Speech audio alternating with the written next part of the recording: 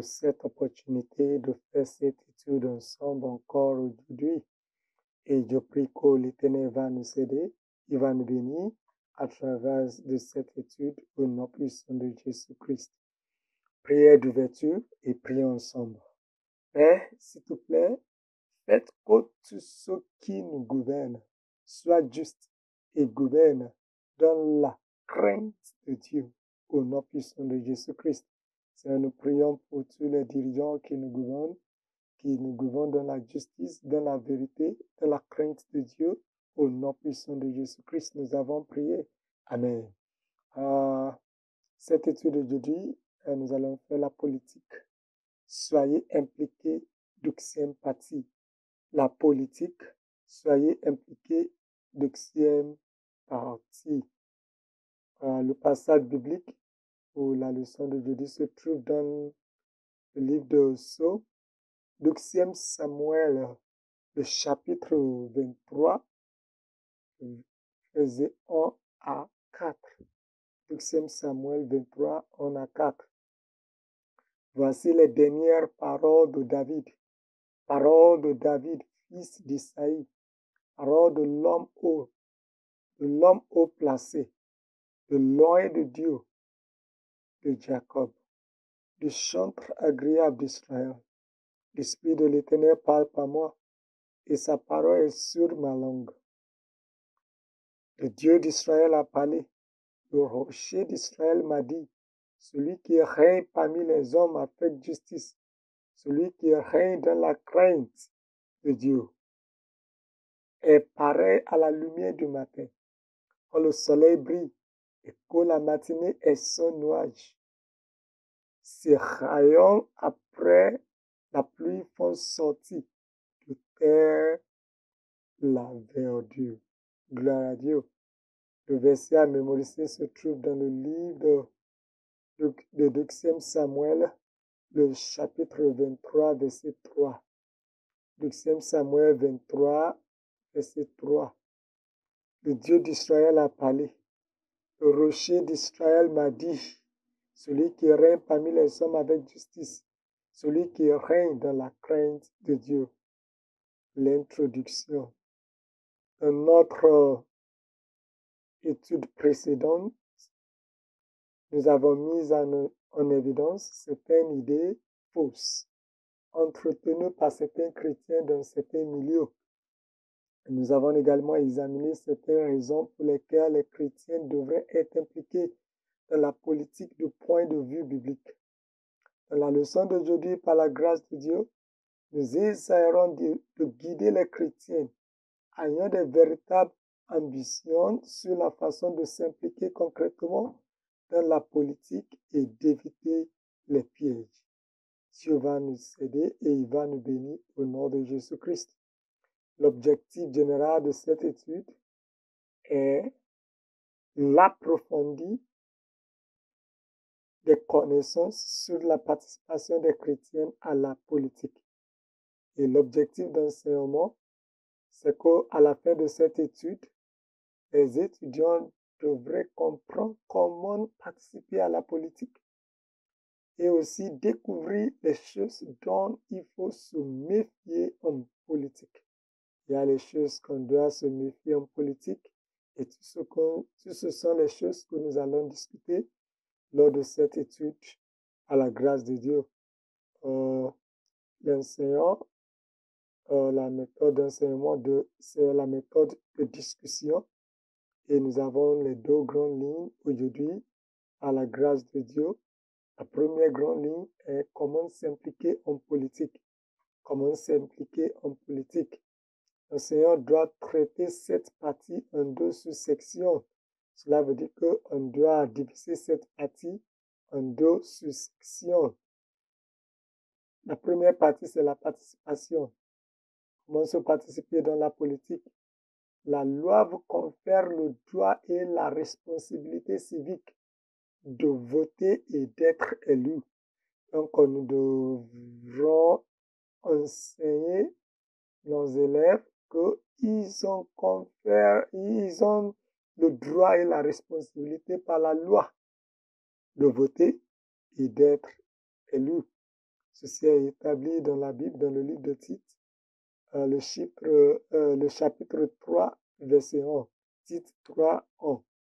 Si les chrétiens éligibles doivent s'inscrire auprès des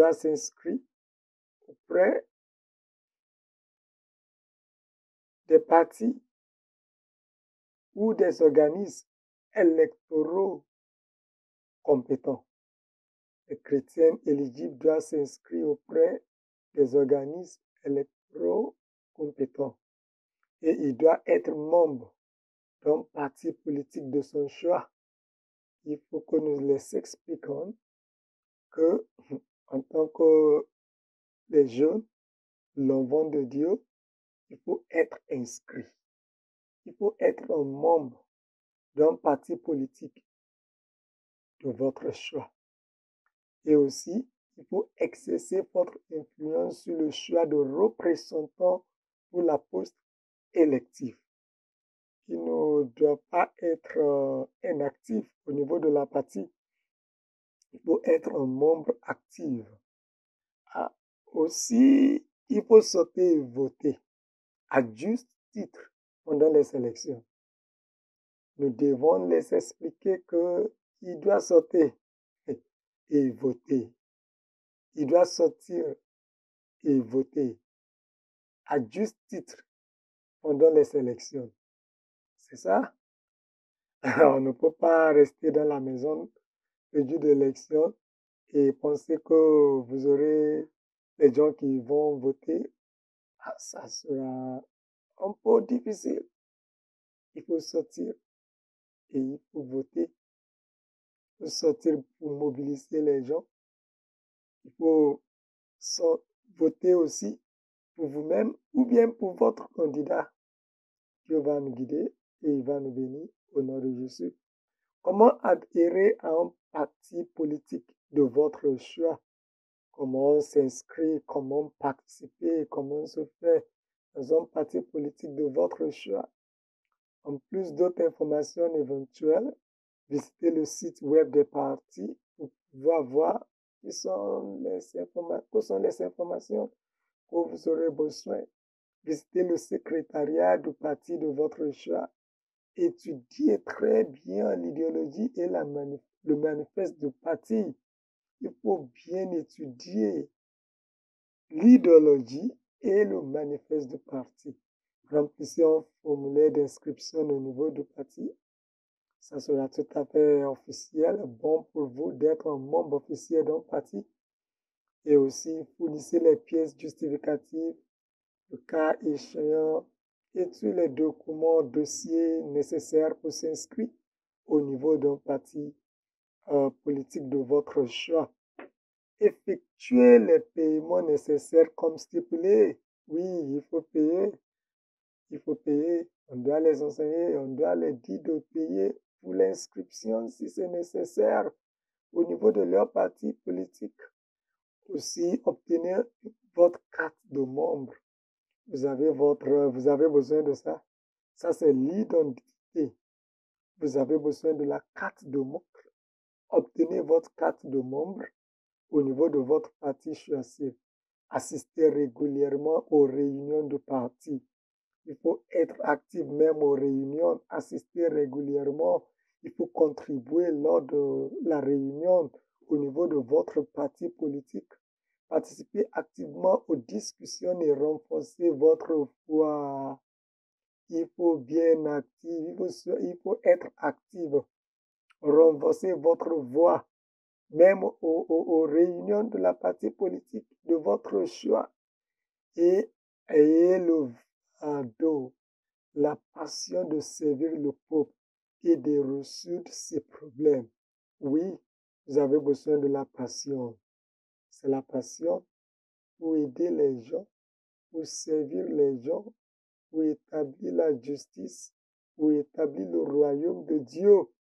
Ne veut pas s'impliquer dans la politique pour votre objectif personnel, pour l'objectif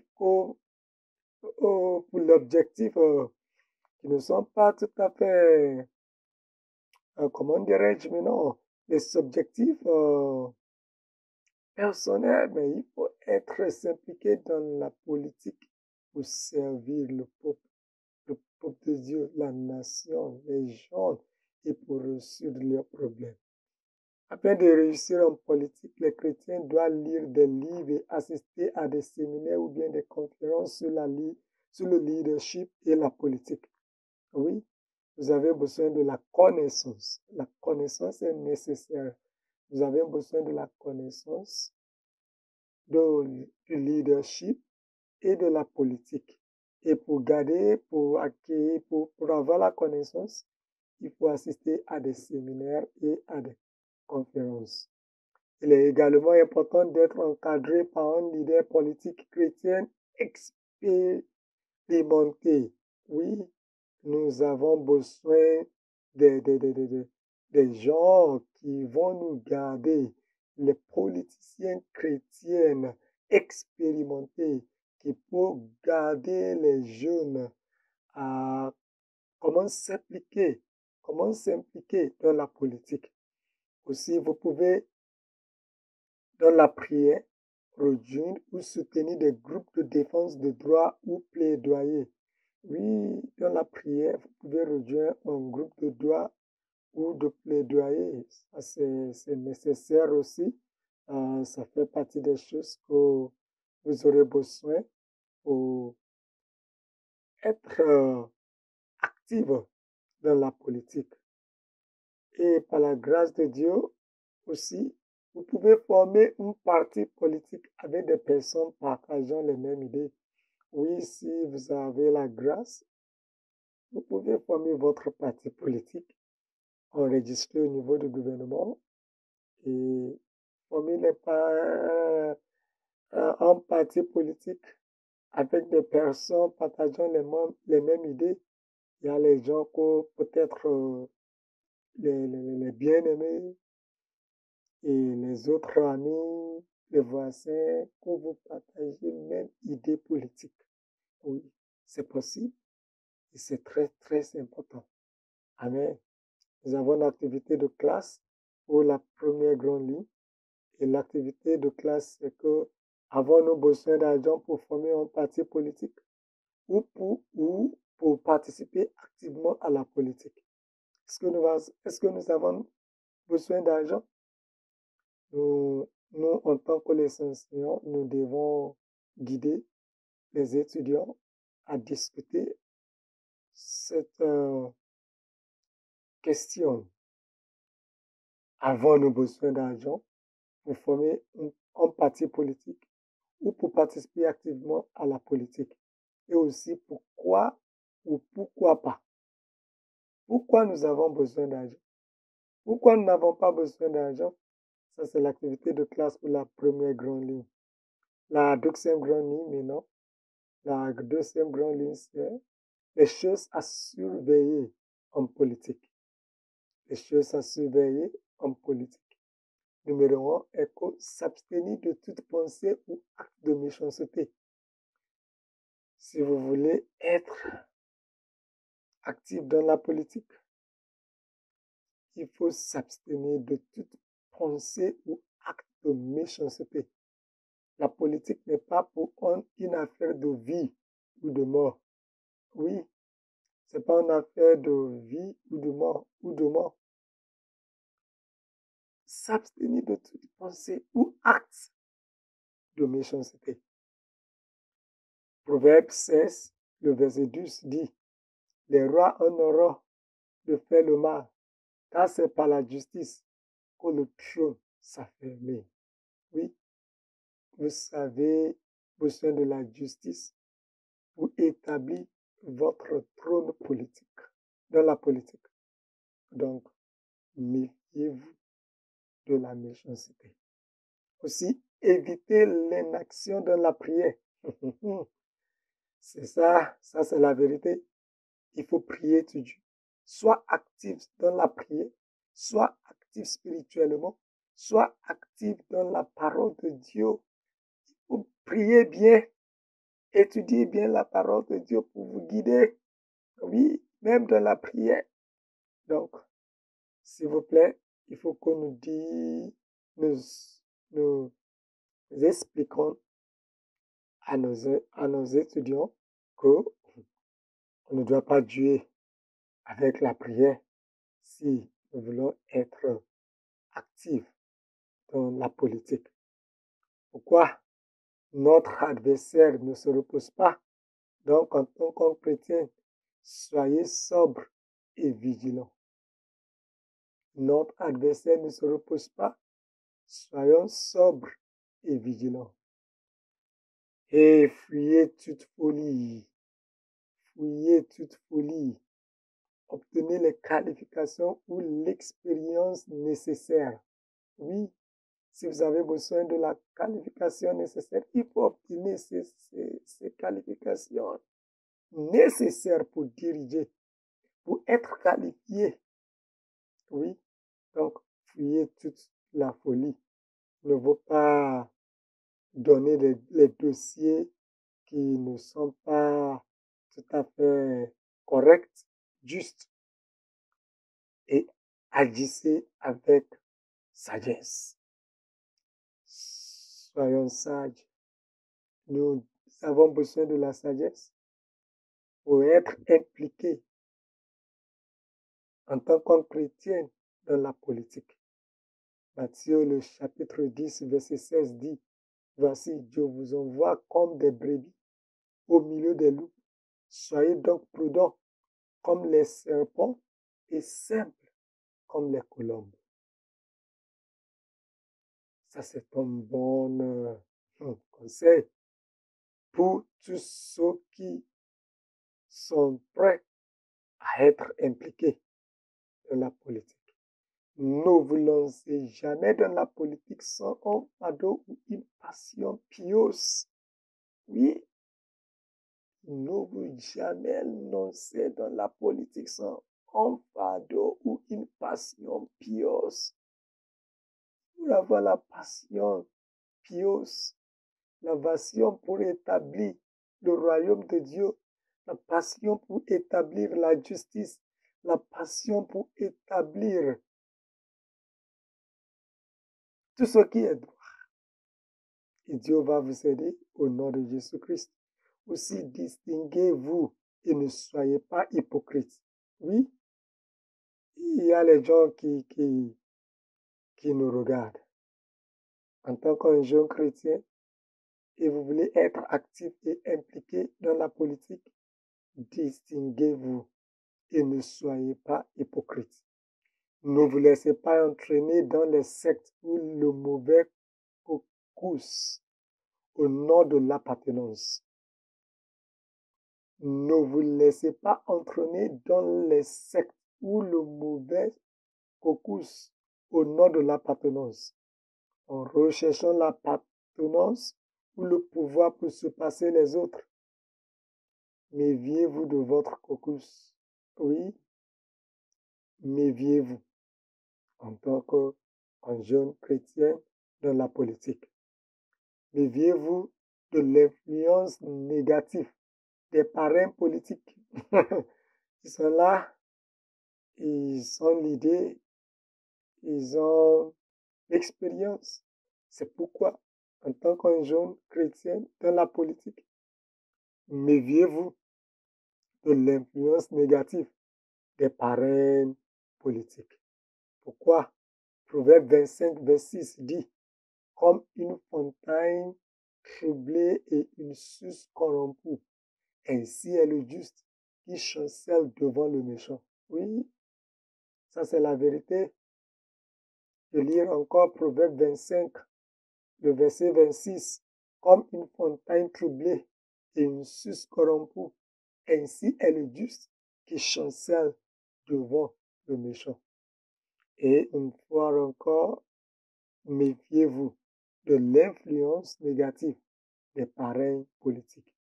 Aussi, soyez résolus face à la persécution et à la propagande. Oui, il y aura la persécution. Il y aura aussi la propagande. Il y aura les médias. Il y aura les médias. Il y aura les choses que les gens vont dire contre vous. Oui, mais soyez résolus. Soyez résolus. Et Dieu va vous défendre au nom puissant de Jésus-Christ. Amen. Amen. Et en plus encore, en tant qu'un jeune chrétien dans la politique, évitez les abus de pouvoir. Évitez les abus de pouvoir. Ne soyez pas tyrannique. Il ne vaut pas. Non, non, non, non. Ça, c'est le commencement de la méchanceté. Ne soyez pas tyrannique. Évitez les abus de pouvoir. Évitez les abus de pouvoir. Et ne soyez pas tyrannique. Dieu va nous aider au nom de Jésus-Christ. Activité de classe 2, c'est pourquoi les chrétiens doivent-ils prier beaucoup dans leur aspiration politique? Oui, en tant qu'enseignant, il faut que nous demandions aux étudiants pourquoi les chrétiens doivent-ils prier beaucoup dans la politique? Oui, pourquoi les chrétiens doivent prier beaucoup dans leur aspiration politique? Nous avons besoin de la prière. Oui, il faut laisser les étudiants à discuter et après, il faut les guider par la grâce de Dieu et par la sagesse de Dieu. En conclusion, rejoignez un parti politique aujourd'hui et soyez un chrétien d'influence. Soyez actif dans votre parti politique. Prière de clôture. Prière de clôture. Avant la prière de clôture, nous avons une évaluation. L'évaluation, première évaluation, c'est que comment pouvez-vous impliquer dans la politique? Et deuxième, c'est que quelles sont les précautions à prendre? Quelles sont les précautions à prendre? Prière de clôture. Père, que tes enfants en politique brillent comme une lumière pour chasser tous ceux des ténèbres au nom de Jésus-Christ. Amen. Nous avons un devoir ici et le devoir est que mentionnez 10 choses que vous ferez si vous devenez gouverneur. Oui, il faut demander à ses élèves, c'est un devoir, il faut qu'ils écrivent les 10 choses qu'ils vont faire si ils deviennent le gouverneur. Ça c'est bon et Dieu va nous bénir tous au nom puissant de Jésus-Christ. Merci, que Dieu vous bénisse. Amen. We shall conquer.